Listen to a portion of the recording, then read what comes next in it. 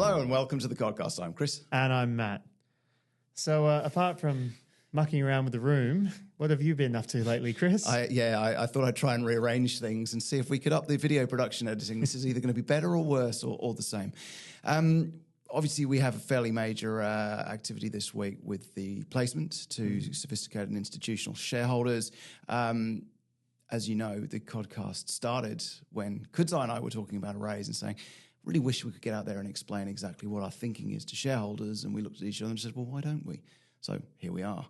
The fabled PFS episode is still not here, but that's a way away. So what have we done? This week, there's been a trading halt, which will come out of on Monday. Today's Friday. We have raised $6.7 million by way of an institutional and sophisticated shareholder placement.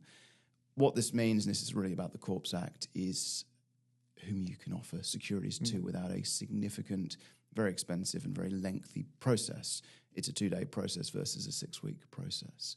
Overwhelmingly, the shareholders coming in are existing holders. So nearly all of the shares are going to people who already own, in most cases, significant numbers of shares in Coda. And so $6.7 million, that'll be over 2 tranches just to do with the placement capacities. So there'll be an EGM in due course. That will give the company about $13 million in the bank after costs. It was done at 13 cents, which is just a 12% discount to the 15-day volume-weighted average. And it's tight, focused. We've talked about it many times. You can do cap raisings in many ways. And this is the tightest, most focused, least disruptive way of doing things. And so we've kept it relatively small. So why have we done this? Well, a PFS is about your scope, your plan and your budget, right? And the scope can vary quite a lot. And also the level of work that you do in certain areas and within the PFS can also be pushed into DFS. It can be done separately in a stage 2 and various other things. So what we've seen is this opportunity to bring forward certain key pieces of work. And that does require additional funding. Primarily, that is in the metallurgical sort of lock cycle testing space. And that is also around approvals and certain other key items which we can just accelerate as we go through as well. Yeah, so I mean, like a lot of the original PFS plan was based around the idea that we would keep the budget as tight as we possibly could. We obviously wanted to produce a document that was acceptable and passed all muster as a PFS. Absolutely. But one of the key priorities for us was to minimize the amount of money we were spending before it came out. Because we know from our study of the market and how companies move that once a PFS comes out, once you can demonstrate that level of confidence to the market, you tend to get a pretty material share price increase. And with a share price increase, capital gets cheaper and you can do things that do like inevitably cost a certain amount of money. You can do it with less dilution to existing shareholders because you're doing it off a higher base. Yes. That strategy, which I think was sound and remains sound, we've decided to make a tweak to it and bring forward some of that work primarily because of what we're seeing happening in the market right now, both in copper and also in some of the deals that are being made outside of the copper space. Yeah, exactly. I mean, one of the things we're seeing is a vast acceleration in the deals that are getting done. So we've seen several major M&A deals over the last 18 months in the copper space. But what's also starting now is the really interesting streaming deals, which are gaining popularity within the precious metal space. Great example, obviously, KGL. Just done a $300 million silver streaming deal with Silver Wheaton, which effectively replaces their senior secured debt. And the biggest question that I get asked regularly is, how are you going to fund it? Now, we're seeing pathways to this being funded. And in my opinion, the biggest sin a junior can ever commit is not being ready. You're missing your cycle. And the cycle is accelerating. Things are moving. And, in my opinion, they're going to keep getting better and better. But it's about capturing that cycle. Now, what is the single impediment to being able to do those deals?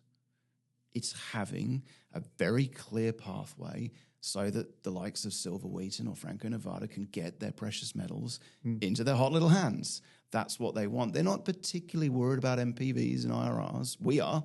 You are. But they're there to say, can we get the metals? And so these sensible deals where you're forward selling only part of your byproduct, so you're not hedging forward huge amounts. You're leaving exposure to the upside in that byproduct as well, but you are demonstrating funding. Now, we're not there yet because we're in the PFS. Yeah. But this is about accelerating some of that work, doing it more decisively, bringing forward some work that you might have left to a early DFS, bringing it forwards. And to be frank, the capital was available. The plan is there. The market is moving, and we thought this was absolutely the right thing to do.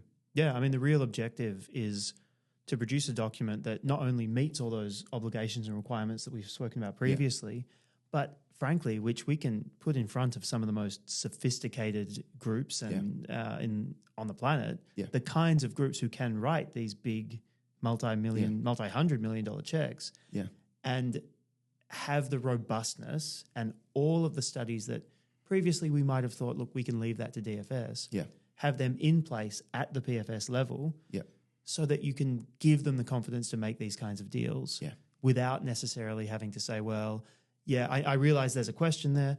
We're going to solve that problem in DFS, but then you come back to that question of meeting the moment and meeting the cycle. Do we want to be able to have these meetings at the end of the PFS, or do we want to wait another 12, 18 months to have these discussions? Personally, as a shareholder, I'd like to be having them before the end of the PFS. You want to be getting them in as this work comes in, you get your data room sorted, and you answer that. You just decisively answer that funding question in a way that we have seen people do recently in a very intelligent way. And that's not to say that's the only option we're pursuing. We're not locking ourselves in saying silver streaming or no. It's just that particular deal certainly caught your attention. You passed it around the office in large part because we see KGL's project as something of a peer. Yeah. Look, every single commercialization opportunity requires a very clear pathway to production. I can summarize the rationale for the raise very simply. Capital is available. The ability to accelerate certain work streams is there. And that makes an awful lot of sense to me as someone who has a very large part of my personal net worth leveraged to Coda. And so I think this is the right thing to do. As always, cap raises are a little bit controversial. I understand that. But I believe this accelerates the right kind of work in the right kind of way from the right kind of funds. Because we've talked about this many times on the CodCast, but there's many ways to do a cap raise. This is not offshore fast money. This is people we know. This is careful, tight, considered, and at a small discount. And the kind of people who stick with projects and who are there for the long term. Yeah, absolutely. So with that, I'm going to run into my weekly schedule meeting. This has been quite a week. The work very much continues here at Coda. And I think if you saw our office right now with the number of engineers and meetings and the way that things are moving, like the activity here is frenetic, isn't it? Yeah. Look, it's... I had a brief period off, and I'm spending all my time catching up with all the work that was done in the 1 week I wasn't here. Yeah, Matt's away a week and walks into a storm, so that's life at the moment. But that's the way it is, and it's exciting too. Yeah, no, it's fun. Yes, it's hard, but it's fun. Exactly. So we try to keep this one short. We never manage it, but thank you very much. And look, as always, chris.stevens@codaminerals.com or info@codaminerals.com. Send us a message. You'll always get a response from us. So thank you.